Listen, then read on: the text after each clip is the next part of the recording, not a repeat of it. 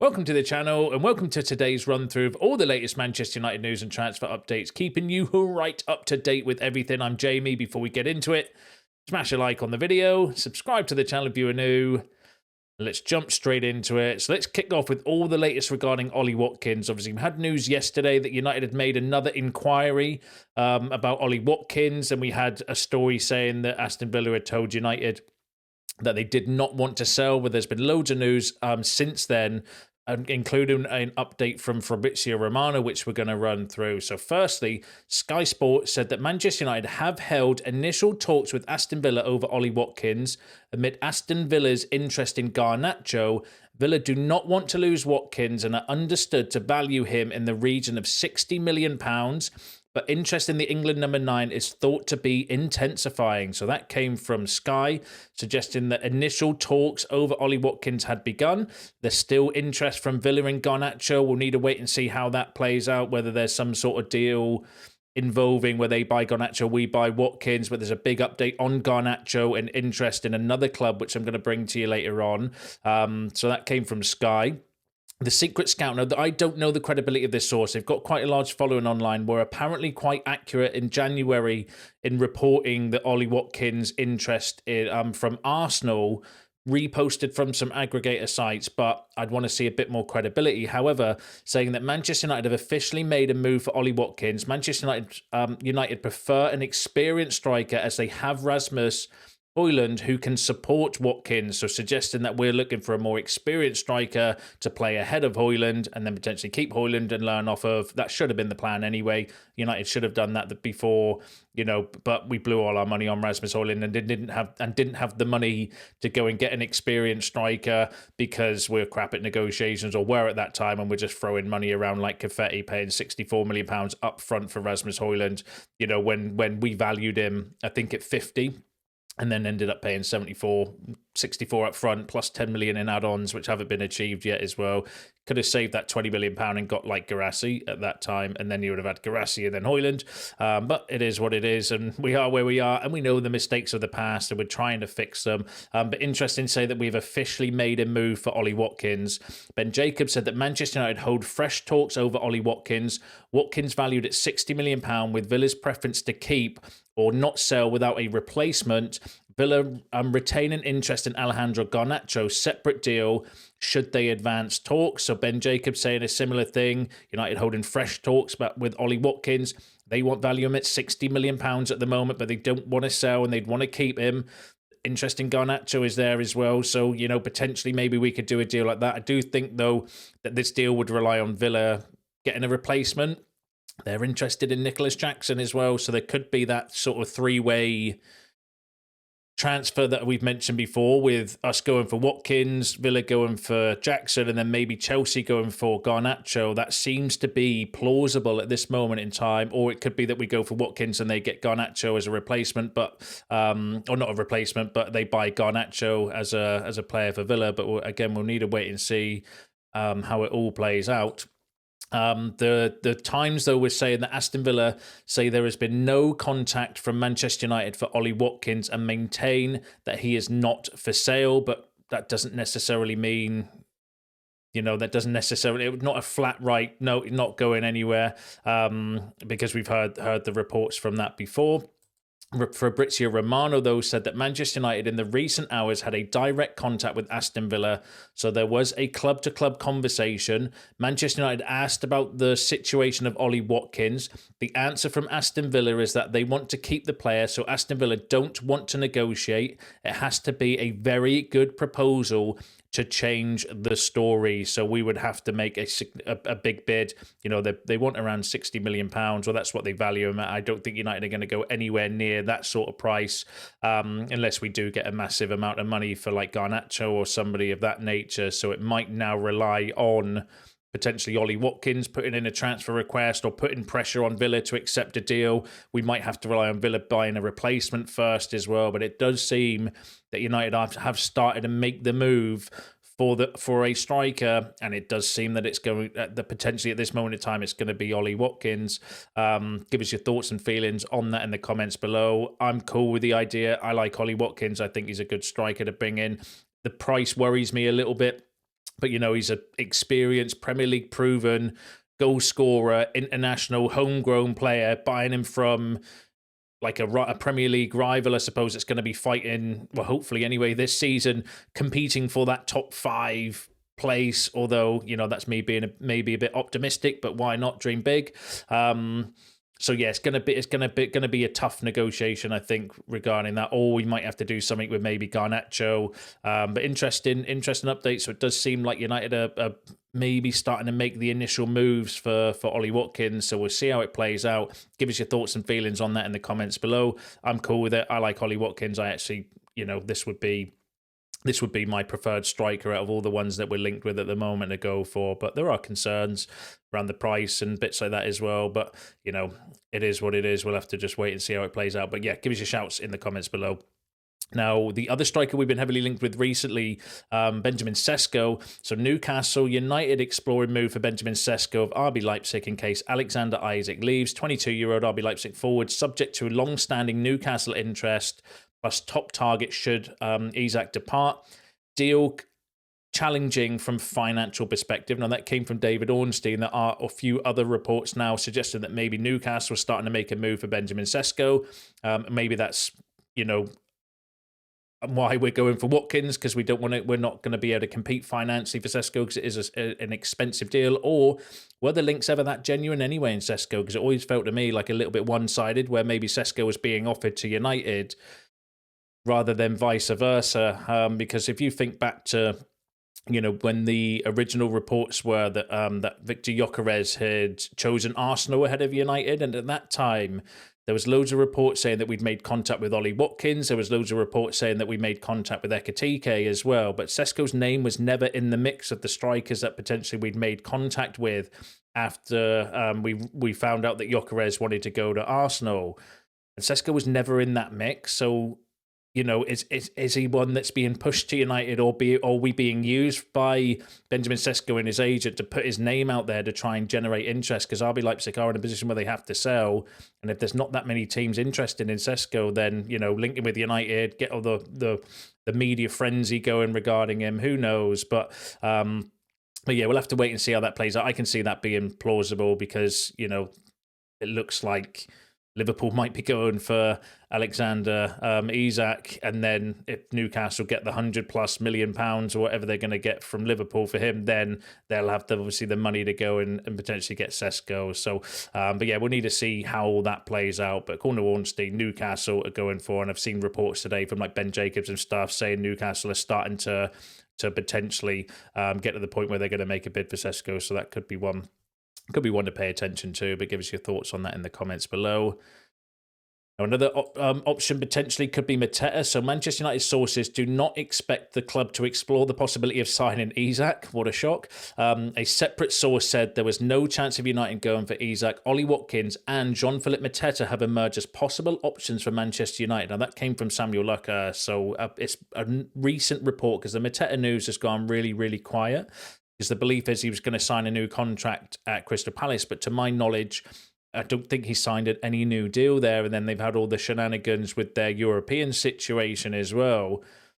So could he be a viable option, or somebody potentially we could look at later on in the transfer window if we don't move for Watkins? I would be happy with either going for Watkins, Mateta, and then probably Nicholas Jackson's the other name with Premier League experience, because that's what we're believed to be pushing for, especially for the striker, someone with Premier League experience. They're probably, maybe 3 realistic targets now. But yeah, that's the first story I've heard for a while linking us with Mateta, but it's come from Samuel Lucas, who is connected at the club, but is also a shit stirrer as well. So I'd want to see a bit more credibility. But it does look like what we're making a move for Watkins. Whether we'll get him or not, who knows? Whether there's a lot of things that still need to happen for us to get that deal anywhere near done.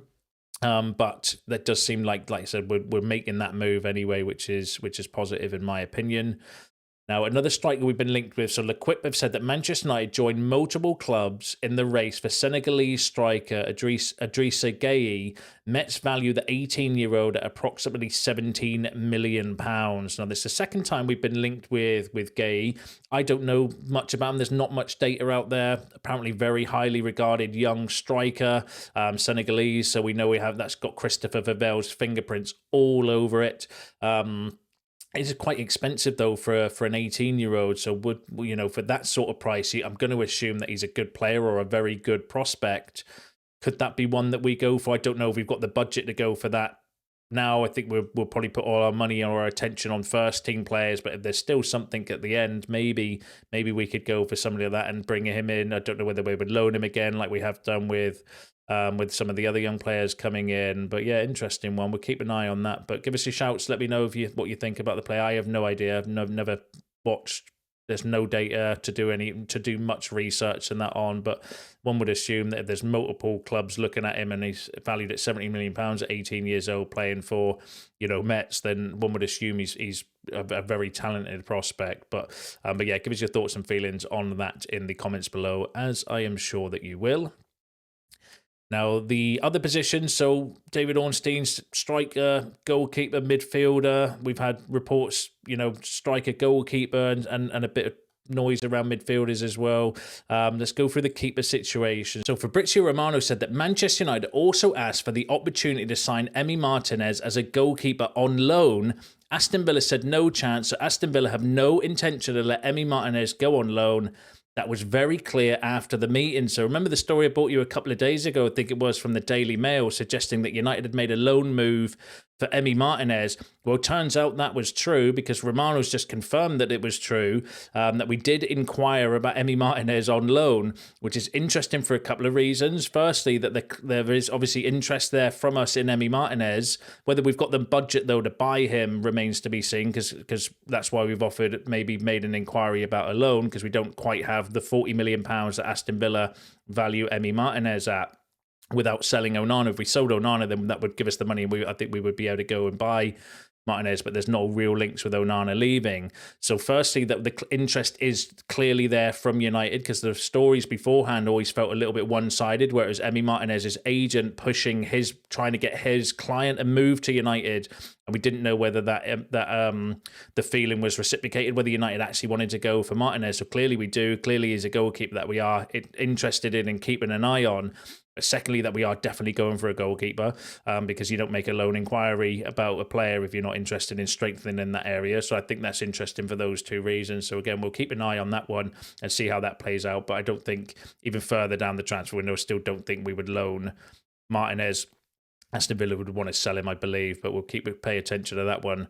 The other target, though, is Lemens. So he's a player who's really appreciated by Man United, scouted for a long time with the player who is also keen on the move. So Romano saying that Lemens is obviously the other target for us for goalkeeper, and the player would be keen on coming to United as well. That's one that we probably have a budget for, because he's valued at around £17 million, which from a monetization perspective is something that we could potentially afford. So again, we'll have to pay attention to that and see how that develops over the next few weeks, because there is no smoke without fire with the goalkeeper situation. So it looks like the noise around John Victor's gone very quiet over the last few days, and that was mainly, a lot of those stories were mainly coming from like South American journalists and stuff. But looks like Sonny Lemens or potentially Martinez would be the goalkeeper choices. But I think it would be more likely to be Lemens, because we've got the money to probably do that, whereas we don't have the money to buy Martinez.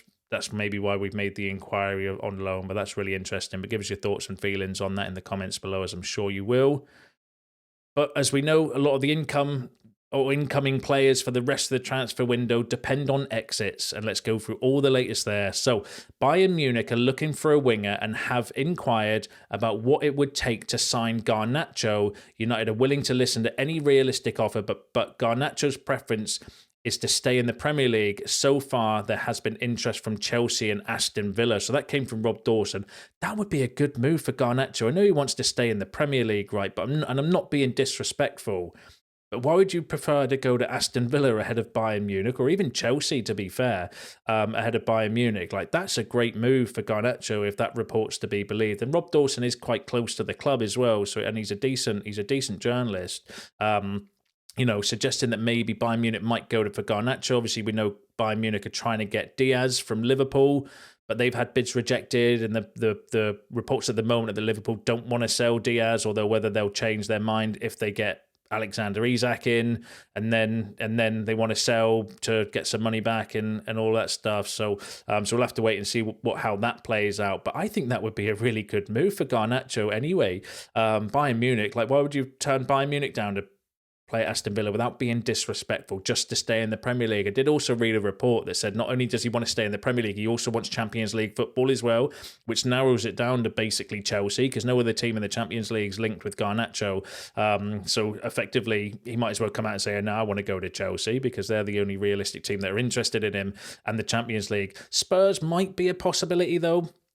Being fair, because there are reports that maybe Son might be leaving Tottenham, and if they want to replace him, potentially that could be one. But again, I think Bayern Munich would be a great shout for Garnacho, and they've clearly got the money as well, where we would get a little bit more money, I think, from Bayern Munich as well. So that's interesting, worth paying attention to. But as the report says, Garnacho for his career wants to stay in the Premier League, but We'll wait and see. We'll see how that happens. But we need to try and get something with Garnacho, because Garnacho for me is the key. I think for the rest of forget the, Anthony's nice to sell. Sancho from a PSR perspective, to get his wages off the books will be huge as well. But we need money. We need cash in the club so we can spend that money. And Garnacho is pure profit.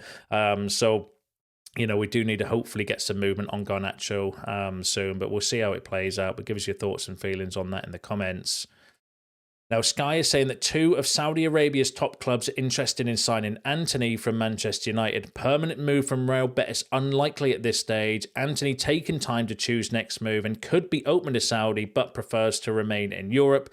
And as the infuriating deal that I bought you yesterday was saying that Betis are going to wait until the end of the transfer window to try and get Antony on loan. Antony was going to potentially wait till the end so he can get his loan move to Betis as well. But I still think in the meantime we should be accepting offers and saying to Antony, look, we're not loaning you, so deal with it or move on, and start accepting bids from other clubs and presenting them to Antony and say, you've got these offers on the table.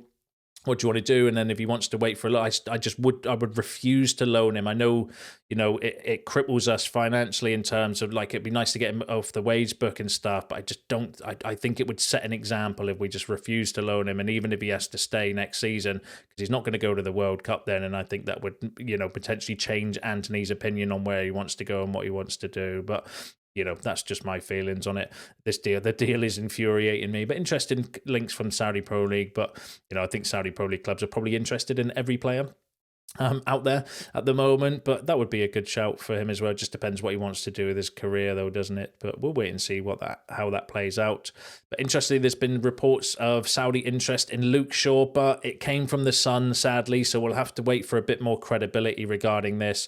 But they were saying that Luke Shaw is ready to leave Manchester United if a suitable offer comes in. He will also consider offers from Saudi Arabia if any of the clubs there want him. So that came from the Sun.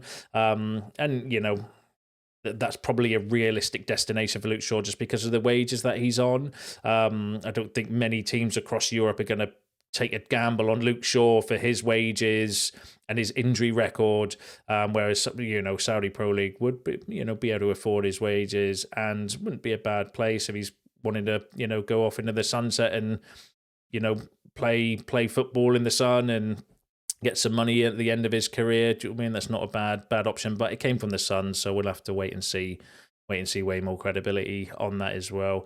And then sticking with the Saudi Pro League, so Tyrone Malisier could trade Manchester United for a top club in the Saudi Pro League this summer with a bid already made. Several European clubs have inquired about Malisier's status. The first concrete offer made for him has come from Saudi. It's unclear which club wants to sign the Dutch defender, but the deal would be worth about 7 million euros. The Manchester United man has received their offer and in talks with them about a move.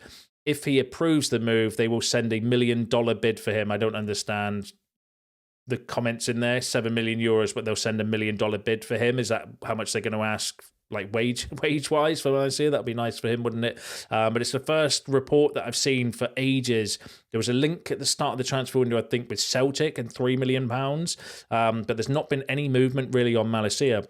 And then also one of the this journalist is a really good Dutch journalist, saying that Tyrone Malacia has a concrete offer from an unnamed Saudi club as well. So there could be some Saudi interest in Malisier, which would be good for him as well. Obviously, he's been, had a rough time with injuries, and if they're obviously looking to make a move, and potentially that would be a good move for Malacia as well. This doesn't really make too much difference from our perspective because he's not on massive wages, and it's not exactly he's not exactly going to get a massive transfer fee for Malacia as well. I think it's just more about, his own career, and he needs to go off and play football after not really playing football much for the last 3 years with his injuries and stuff. So we'll wait and see how that one plays out. And then more Italian journalists are saying that the intermediary of Sancho has been at Constanza in recent hours to advance the negotiation with Juventus, but I don't trust Italian media now when it comes to Jadon Sancho's situation, because we've heard nothing for the last, but Jadon Sancho's close, and 24 hours and all this stuff within the last 4 weeks regarding Jadon Sancho. And then Ornstein came out the other day and was like, I have no idea what anyone's on about. It's not even close. I've never heard anything about Sancho and Juventus, and totally poured cold water on that fire. So I would want to see more credibility than the Italian media and journalists regarding Sancho and Juventus, sadly, because I do think that we need to obviously move on from Jadon Sancho. This was my worry when the deal collapsed with Chelsea around a Sancho summer saga, and that's exactly what it's turned out to be, hasn't it, as well? But give us your thoughts and feelings on that. But if we can get some exits done, that's going to be massive for us for the rest of the, we need to sell players now. So there are a few movements, but nothing really concrete, no advanced talks, no negotiations. Unfortunately, it just seems that players are still in the position where they're waiting to move to clubs of their choice, which is their right, it's their career, that that they're absolutely entitled to do that. They've got contracts with Manchester United. They don't have to do anything other than that. It's just slowing the process down, because as the report was yesterday, we've got bids from Antony from other clubs that we could accept and move on, but Antony is waiting for Betis, and obviously the report today potentially offers from the Saudi Pro League as well, which would be good because they could pay obviously more money. We could get more money from that, which would help us again move on with the transfer window. Similar with Garnacho, we've probably got interest from teams around Europe as well, but he's holding off to go to the Premier League. And the Premier League clubs are not making a move for him at this moment in time as well. So it's just very infuriating and slowing things down, at the most slowing our momentum down. But I do think in the meantime, United are making moves. Obviously, we're making moves, it looks like, for Ollie Watkins, which in my opinion is good.